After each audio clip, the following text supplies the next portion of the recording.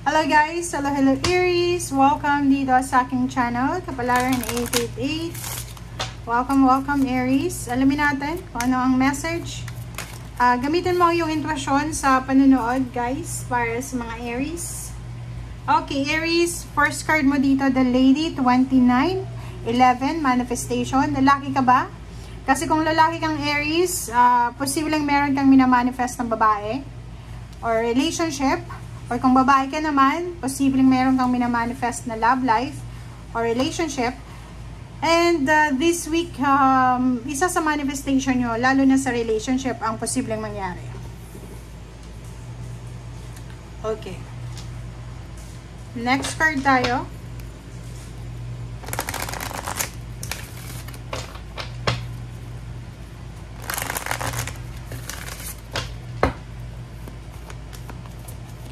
Aries.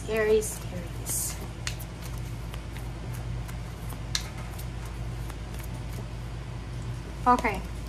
Second deck, Solitude. Aries. Ang linggong ito, Aries, ay sobrang napaka-solemn, peaceful para sa'yo.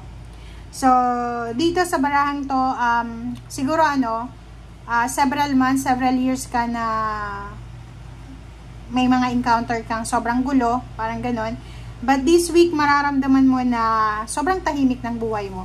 Okay? May katahimikan ba? Peaceful, tranquil, and yun, solemn yung buhay mo.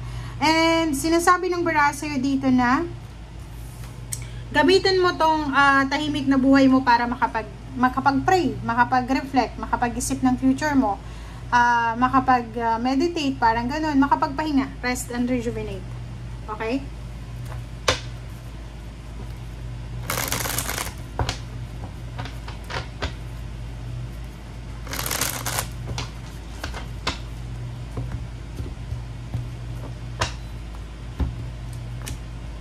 Okay.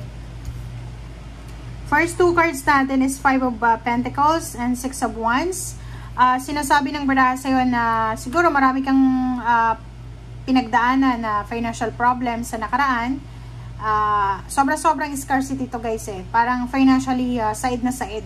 Parang ganun. So, maybe 5 months ago, 6 months ago, 5 years ago, or 5 decades na kung nasa 50 years old ka. Siguro, ito yung pinagdaanan mo. Sobrang hirap ng buhay, financial. But, sa linggong ito, sinasabi ng baraha na may ipipresent sa'yo ang universe na changes, pagbabago. So, ilalagay ka niya Aries sa spotlight. Diba? Yung parang, yung galing ka sa rags into riches. Biglang yaman, parang ganun. Pwedeng manalo sa loto or pwedeng mabigyan ng inheritance. Pwedeng tumas yung posisyon sa trabaho. Pwedeng ma-promote, parang ganun, tumas yung sweldo. So, ganun. This week, ikaw ay nasa spotlight, ikaw ay nasa limelight. So, maraming tao yung parang ma-amaze, diba? Hahanga sa'yo, syempre. Kasi, job well done to para sa'yo eh, diba? Napagtagumpayan mo yung sobrang hirap. Napagtagumpayan mo yung sobrang hardship. Pero may mga tao din natataas yung kilay. Kasi gano'n naman eh. Alam mo itong 6 of Wands, sa sobrang successful mo, maraming magka-congratulate sa'yo, pero marami din natataas yung kilay na parang hindi sila, yung may mga lihim na inggit or galit sa'yo, yun lang yun, ang pwedeng tumaas ang kilay nila. Okay, reverse na, 3 of Wands. So, nakikita ko sa'yo dito, isang unexpected siya. So, pwedeng may hinihintay ka, it's either naghihintay ka ng trabaho or naghihintay ka ng balita ng trabaho or love life, and siguro sa linggong ito ay hindi mo pa siya matatanggap. So, especially kung love life siya, pwedeng naghihintay ka ng proposal, pwedeng wala sa linggong ito na proposal. Pero ang maganda dito, sinasabi ng baraha, ito yung expected mo Kung may expected ka na darating, hindi siya darating sa linggong ito. Pero yung unexpected mo, ay posibleng dumating siya. So, pwedeng harvest siya. So, kung may hinihintay ka, pwedeng may mga pautang ka. So, kung ano man itong hinihintay mo, ay posibleng dumating na. Okay?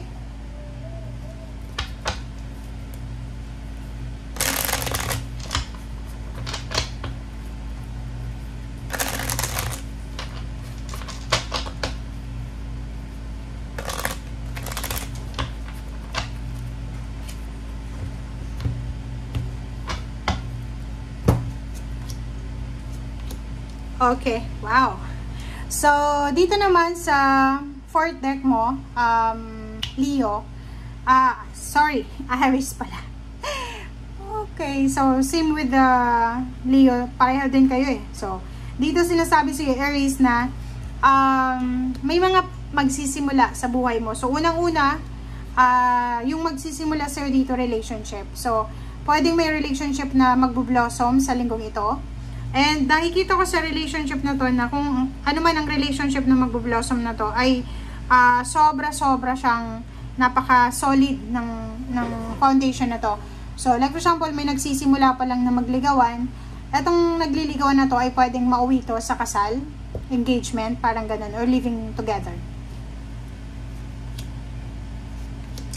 Wow! So, dito naman, sinasabi ng bara sa'yo na may posibleng decision making ka na gagawin. Isang decision to eh. Isang decision lang ang posibleng gawin mo this week na pwedeng magdala ng katahimikan sa buong buhay mo. Diba? Itong judgment na to is para siyang matagal mo na dapat tong ginawa. Matagal mo na dapat itong trinay pero hindi mo pa nagagawa. So, dito pwedeng makapag-desisyon ka na, okay, gawin ko na talaga siya. So, kung gagawin mo to, isang action lang, isang decision lang, magbabago yung takbo ng lahat sa buhay mo. Emotionally, sobrang magiging peaceful. Financially, sobrang magiging stable yung buhay mo. Okay, so next card naman. So, yun. So, eto Aries, eto yung pinagdaanan mo siguro for several weeks, months, and years. And stagnation to, restrictions, imprisonment. But ngayon, you're free, diba? Freedom. So, sinasabi ng barahan na you are free from anything, any obstacles and challenges. And nandito yung nandito yung Queen of Wands. Yung Queen of Wands is sinasabi sa'yo na simula ngayong katapusan ng Marso, siguro yung nag-birthday ng last week ng March, talagang ito na yung simula ng overall freedom mo. So, magagawa mo na kung ano yung gusto mo. And wag kang matakot kasi hindi ka na makakabalik doon sa restrictions na yan. Hindi ka na makakabalik dito sa imprisonment, sa stagnation na yan. Kasi on the way ka na papunta doon sa overall freedom talaga. Okay? And yun, wag lang tayong magmamadali sa mga harvest season. Kung may itinanim kang binhi, maghintay. Kaya wag nating madaliin kasi baka sa sobrang pagmamadali mo, ay masira yung diskarte mo. So, yun.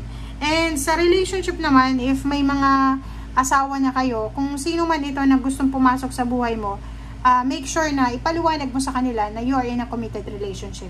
Ikaw na yung bahala doon. Okay?